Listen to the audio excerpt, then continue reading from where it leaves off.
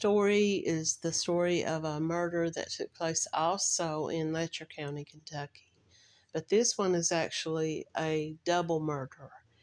And I use that term. I want to say these two murders did not happen together at the same time, but it involved a daughter and a mother who were both murdered in a small community in the Letcher County area near Whitesburg, Kentucky. And they were murdered months apart, but it is believed to have been connected. And so I'll start with the story of the daughter. Angela Roberts knew something wasn't right when she came home from a trip and her only daughter wasn't there to meet her. Patricia Deatheridge, 40, of Cowan, always picked her mother up when she went to a friend's house. But on July the 31st, she wasn't there. Deatheridge lived next door to her mother on Bald Mountain Road. I went to her house looking for her, and her door was wide open. The lights were on, my gun was there, and her purse was there on the table. Roberts said that she gave her daughter a .380 pistol for protection. Before the night was over, Deatheridge, who had been missing for at least 2 days, would be pronounced dead, and her case is now another in an unsolved death in Letcher County, Kentucky. We didn't find her until 10 o'clock that night. Her dog was barking in the backyard, and out of curiosity, a nephew went to look to see what the dog was barking at. The dog was standing on the edge of the hill barking, and finally her nephew went down the hill, and he didn't have to go very far until he found what the dog was looking at. Roberts said her nephew didn't want to tell her what he found when he came back up, but she knew something was up by his behavior. On July 30th, 2023, Angela Jeanette Roberts, 58, of Bald Mountain Road in Cowan in Letcher County, came home from a trip to learn that her 40-year-old daughter, Patricia May Trish Rogers Deatheridge, hadn't been seen for several days. She knew there was something wrong because her car was there. The .380 semi-automatic pistol that she had left with her daughter for protection was lying on the countertop. The front door was open. Now, she knew that her daughter was supposed to pick up a bottle of pain medication for her at the local pharmacy. She contacted the pharmacy and they told her that her daughter had picked it up, but the mother said this medication was nowhere in the house. So she wondered if someone came into the house, whether it was someone that knew her daughter or someone that followed her home from the pharmacy wanting these pain pills. Roberts called her daughter's friends, and she and a cousin searched the area. On July the 31st, a dog alerted on the area over the hill from her trailer. A cousin went over the hill to look and found her decomposed body tangled in vines. She was pronounced dead. She'd been missing for 2 days. Authorities first thought she had fallen. However, an x-ray taken during the autopsy revealed she'd been shot once in the back of the head. Roberts told the Mountain Eagle that she wouldn't rest until she found her daughter's killer, and she began her own investigation. She had been begging for information about who killed her daughter, and people acquainted with her told her that she didn't want them to call the police with information. She wanted them to call her. So basically she's saying, if you know anything, tell me. Don't call the police, tell me. Maybe she didn't think the police would really do anything. The pain medication was gone. The gun was on the counter. Did they take the gun and do fingerprint testing on it or anything like that? Sounds like that she ran from the trailer trying to get away from whoever this person was, and they followed her out there and shot her in the back of the head, came back inside, laid the gun down, and then left. Now, I want people to know something.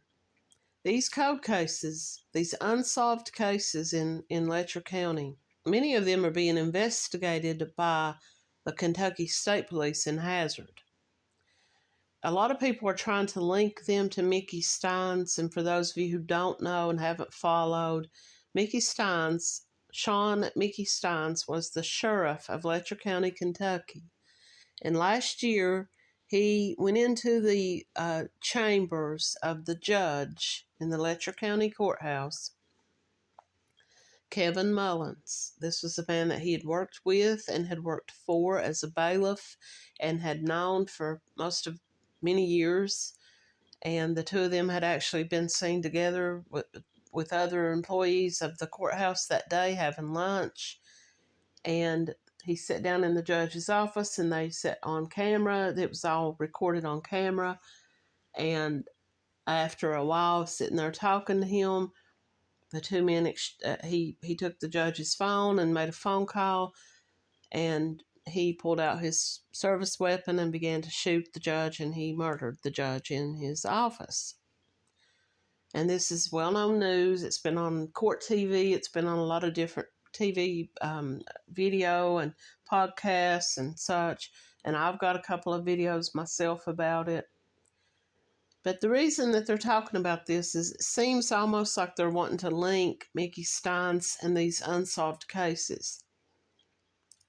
And even one family member of Lois Trent, said that there were rumors going around, people talking, people trying to do this 7 degrees of separation type thing with these cases, where they were linking Miss Rogers to this man or to this woman.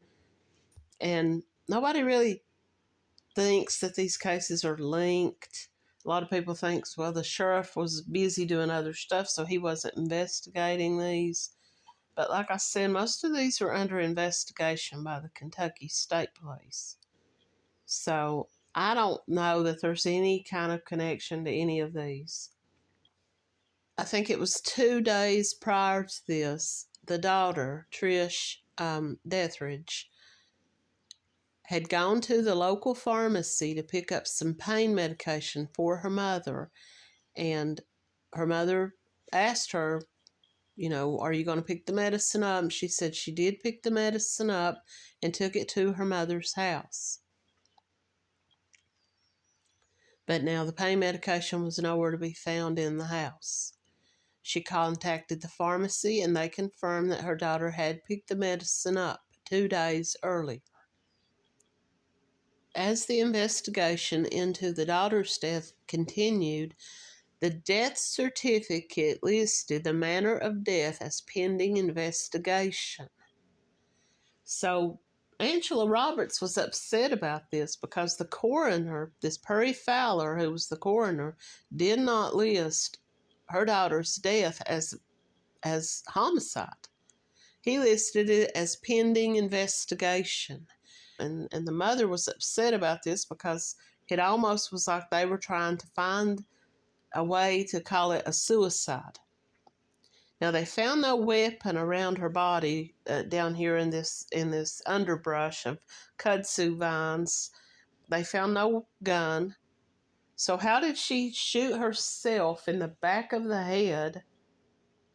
And the weapon was nowhere to be seen. They even wrote that in the report. There was no weapon anywhere to be seen, despite the fact that there was a .380 inside the mobile home where her daughter lived.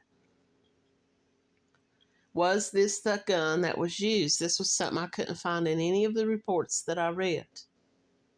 If this .380 had been used to shoot Trish Deatheridge in the back of the head, I don't know how they could even insinuate that it could possibly have been a suicide when the gun was so far away from the body. I think that she knew the person that was there with her. I think she knows the person that killed her. I think they came there to her house. It was either someone she was close friends with and was hanging out with, or it was someone who showed up at her house and maybe wanted some of these pain pills. Maybe this was what it all boiled down to. Maybe because the pain pills were missing, So I think that it all came down to that. And she either was shot, and it doesn't say anything about any blood inside of the home. It doesn't say anything about any blood trail leading from the home to this embankment. They were either just outside sitting around or talking or walking around in the yard, and this person shot her in the back of the head and threw her body down this hill or pushed her down this hill. Or she was running for her life and this person was chasing after her and shot her in the back of the head as she was trying to run away and get away from this person. And then they went back inside the house, got the pain pills, and left. Now, but the big question is, was it that gun used? Did they take forensics of that gun? Did they take fingerprints? Did the mom pick the gun up when she came back and saw it laying there on the countertop, not really knowing that it could possibly have been a murder weapon? And the last known video of her, the last known sighting of her, was she was leaving a gas station in Whitesburg on Friday night. And she wasn't seen again until her body was found 2 days later down this hillside. Now, Roberts said that her daughter had been involved with a bad crowd, and she acknowledged that her daughter had been using drugs and had been trying to clean herself up. She said she still smoked a little pot, but she was slowly trying to get off of meth. They did find a little bit of meth in her system. She said, I never held up for my kid. Every time she got in trouble, she got arrested and sent to jail. Now, there are some people that might think, because if, like I said, going back, let's flash back to this Mickey Stein's connection. There was a deputy sheriff, and I will post a link to the video about that story. There was a deputy who worked for Mickey Stein's named Ben Fields. This deputy was arrested and charged with rape. He was apparently, these girls, these women who would get into trouble, who would get arrested on these charges and would be on house arrest and have an ankle monitor. In exchange for sexual favors, he would keep them out of jail. Otherwise, he was blackmailing them and extorting them and telling them, if you can't pay for your ankle monitor, you're going to go back to jail. But if you have sex with me and do all these favors for me, I'll make sure you stay out of jail. So he got arrested for this and he got convicted of this. And Mickey Steins was to be deposed in a civil case. He had been named as a defendant in a civil case from one of these women. And I believe, if I'm not mistaken, he had either been deposed a day or two prior to this, maybe the day before this. There was something getting ready to come out, I believe, personally. I could be wrong, but I believe there was something getting ready to come out. And so there are people that believe this Trish Deatheridge could possibly have had some information about what was going on with this Ben Fields and the sheriff and all this stuff that was going on. That's a rumor and that's speculation. It sounds to me almost more like this was a personal thing. It sounds to me almost more like this was a robbery of these pain pills. Angela Roberts told the Mountain Eagle newspaper that she wouldn't rest until she found her daughter's killer, and she began her own investigation. She had been begging for information. She began to ask people in the community and the neighborhoods and anyone acquainted with her and her daughter. She told them, if you know anything, if you know any information about who killed my daughter, come to me, don't go to the police. She didn't think that the police were going to help her. She didn't trust them to work to find out what was going on, who killed her daughter. She says she had a list of people she suspected of her daughter's murder. Now, not to victim blame or victim shame or anything here, but it's a well-known fact according to these stories and reports and everything that I've read. And even Angela Roberts talked about this herself, was that her daughter struggled with addiction and that she had been using meth and pain medications, and that she had started to get herself cleaned up. And she was trying to distance herself away from those people, and she was trying to get off of all these drugs, and she was trying to change her life. Now, her mother, and some people might argue this, if that's the case, and the daughter was trying to get off of, she was trying to get off of meth, she was trying to become clean and stay away from that, why did the mother ask her to go to the pharmacy to pick up prescription pain medication? So we jump ahead here now. On March the 6th, 2024, Trish Deatheridge would have been 41 years old. Roberts posted online that day asking people to remember her daughter on her birthday. And once again, she asked if anyone knows anything to please contact her. She went to the supermarket that day and she stopped at the Dinah Blair Cemetery near her home. This is where the story takes a turn. She goes grocery shopping and then she pulls into this cemetery, Dinah Hollow Road. And this is located in the Whitesburg community of Letcher County. So as that day went on March the 7th, Angela Roberts had not been heard from since she had left the grocery store. A cousin had been looking for her, and he'd gone to her house, and she wasn't at home. So he drove around looking for her. They'd been trying to call and get a hold of her. Nobody was answering her phone. As he starts back down the road, he notices her car parked in the parking lot of this cemetery. So he pulls in beside of the car, and he sees her sitting in the driver's seat, and she's slumped over. He goes over and he picks on the window. He's trying to, get her attention. She doesn't respond. He realizes that something's wrong. He tries to open the car doors. They're all locked. The windows are rolled up. So finally he picks up a log off of the ground and he breaks out one of the windows. Now at this point he's thinking she's passed out. She's had a heart attack. Something's happened to her. He reaches in. He starts trying to wake her. He's shaking her. He's trying to wake her up. And then he realizes something's really wrong, so he tries to pull her out of the car. He cannot wake her. He calls 911 and he waits there at the cemetery for the responders to come out. Once they arrive, they check her. They realize that she's dead, and she's been shot. She's been shot in the head, but there was no gun found in the car.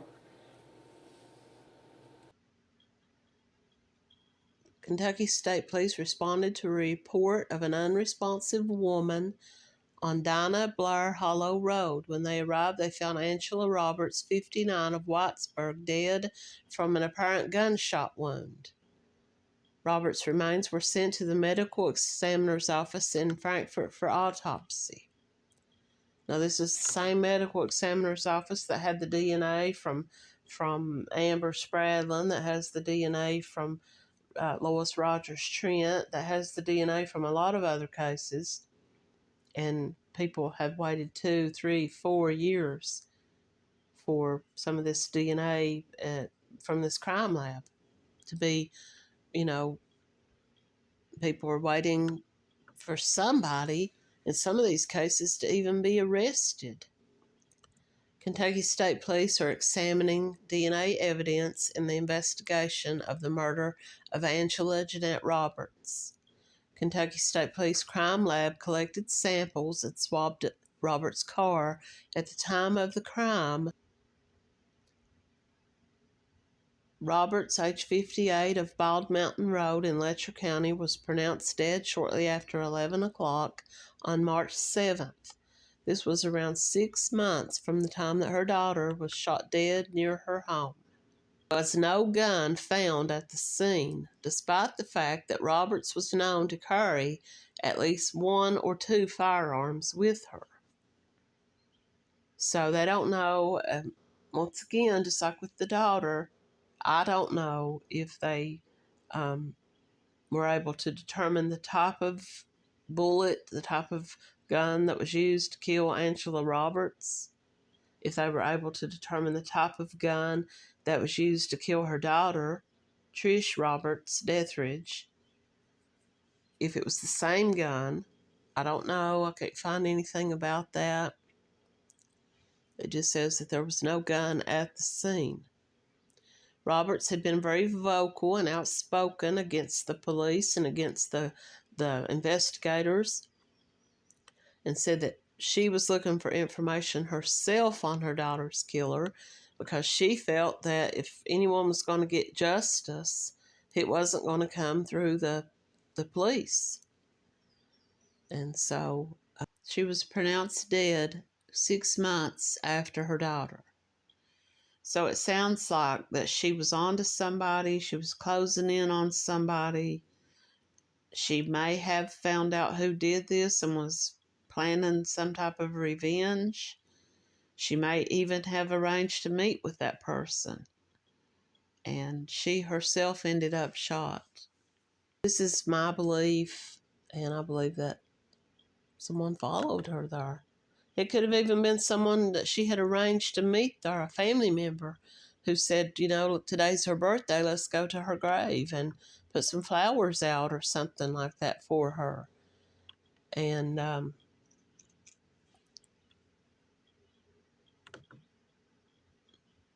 but the car was locked when the cousin came along, so whoever had shot her in the head and killed her had gone to the trouble to lock her doors. Or maybe she survived just long enough to lock the doors.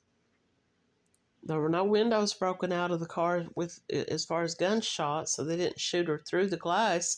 I guess it's possible that her windows were down and they shot her and then rolled the windows up afterwards, took the gun, and left. Either way, these 2 women, mother and daughter, died 6 months apart, both from gunshot. It was my understanding in one article that I read that there was DNA recovered from the crime scene of the mother's death because the cousin, they were trying to determine if the DNA that they found was his or someone else's, because he did tell the police that he did touch the car. He did try to open the door was locked. He knocked on the window. He finally busted it out with a log, and he did pull on her and tug on her body, trying to get her out of the car. So they did find DNA, and they were trying to tell if it was his DNA or someone else's. Whoever killed the daughter, more than likely was either the same person that killed the mother or was at least in some way connected to the person that did. They knew she was moving in on them. They knew she was getting information from the right people, and eventually somebody was going to talk. And if a reward was raised that was big enough, somebody was going to talk. Somebody was going to get ratted out, as they like to say, and I think that person had to shut her up before that happened.